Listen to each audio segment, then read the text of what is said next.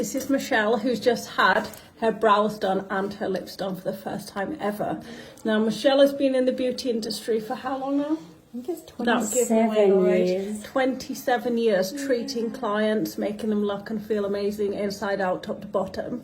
Now, she started doing permanent makeup about, 8 years ago now? Yeah. Mm-hmm. Okay, we won't say where you trained, but you were in a group of how many people? 20 plus. Okay, did you find it easy to do with 20 people in a group? No. Did you walk away confident? No.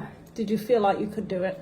No. Do you feel like you could go and ask your trainer anything at any time? No. Okay. No. So she's been back for more training with me, one-to-one this time. Mm-hmm. And how are you feeling now, Michelle? I'm just too excited. Too excited. And are we doing just one style, or are we doing every style? We're doing every style. Every style. So Every we're doing style. ombre. Do you feel like tomorrow, if it was to throw you out, you could do it? Yeah. You do? Yeah.